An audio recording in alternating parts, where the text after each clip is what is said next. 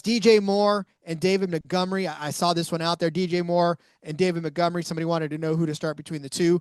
And it's funny because at the beginning of the season, we were even talking about David Montgomery being one of the guys that could be reliable in your lineup every single week. But boy, how about Jameer Gibbs just coming in and laying claim to that backfield? Montgomery so far this season, one game of over 100 yards, and that's it. I mean, outside of that, he's only got one game outside of that with over 65 yards. So 25 in week 1, 57 in week 2, 151, that huge game against Baltimore, followed up with 12 in week 4 against the Browns, 65, 24 last week against the Chiefs on only 4. This is the disturbing part. If you're a Montgomery manager, only 4 carries in that game against the Chiefs, right? I mean, I wasn't game script because this game was not completely out of hand, right? These guys weren't getting blown out, but you figure David Montgomery would be a bigger part of the game. So that scares me a little, and it kind of opens the door for starting DJ Moore in this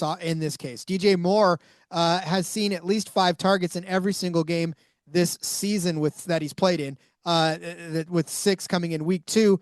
He had 68 yards in week 1, 46 the following week, 21, 38, 42, right? But all of a sudden, Munaf, the Bears are looking like world beaters. And Caleb Williams is looking like an actual Heisman Trophy winning type quarterback. So I don't know.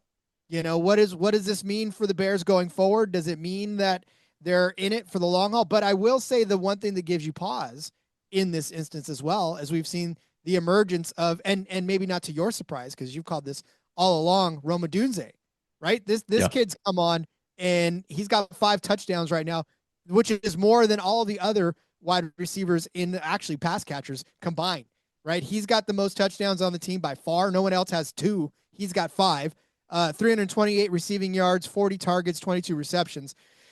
He's the guy now, and they look for him. Caleb Williams looks for him whenever he gets in a bind, and that's sort of taking DJ Moore slowly out of the picture. But DJ Moore's still an active part of this passing game, enough to where I think he's going to, unless you think that the Lions are going to course correct and give Montgomery more carries. But Jameer Gibbs has just been doing it all anyways. So there's almost been no need for David Montgomery to come in and get his 3 yards per tote and then walk off the field. Jameer Gibbs has 390 yards on 87 carries, 4.5 yards per carry.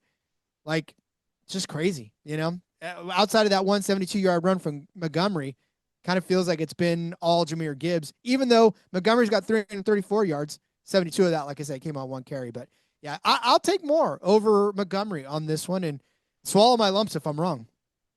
Yeah, I know DJ Moore had a little bit of a scare there after the Monday Night Football game. I think he ended up staying in the hospital there overnight, but everything seemed to be okay with him. They're considering him day to day right now with a groin injury. So something definitely to keep in mind there as well for DJ Moore. But you also mentioned, right, with David Montgomery, like I feel like we're expecting a little bit more production from him.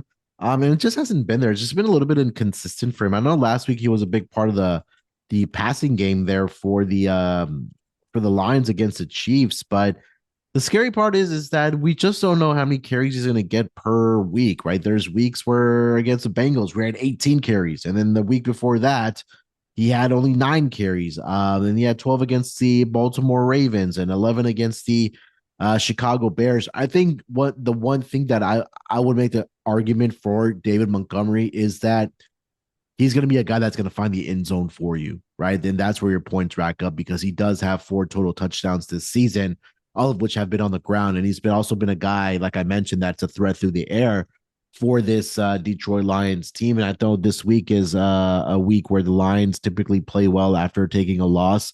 And they do have the Buccaneers on Monday Night Football at home. So that could be a little bit of a shootout between those two teams. We'll talk about the Buccaneers and their injuries here momentarily. But I think I would go David Montgomery on this. It is a little bit scary just because of the inconsistencies, but I know that he's going to get the snap counts there as well. And with DJ Moore, he's going to be on the field because he was at 94% of the snap counts last week, with obviously Rome Odunze leading the way there for this Bears team, but it seems like it's a two-trick pony there for the Chicago Bears with Roma Dunze and DJ Moore. So just because I know that I could bank on David Montgomery to find the end zone for me, I think I would go the other way with David Montgomery.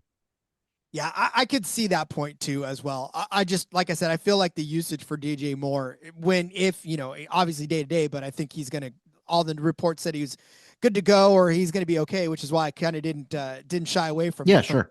him. So, but yeah, I don't know. It's a toss up to me, and it's really close. Obviously, it's close in the rankings as well. So these aren't easy decisions, and I can't fault you for going either way, but I do like Moore just a little bit better this week. All right.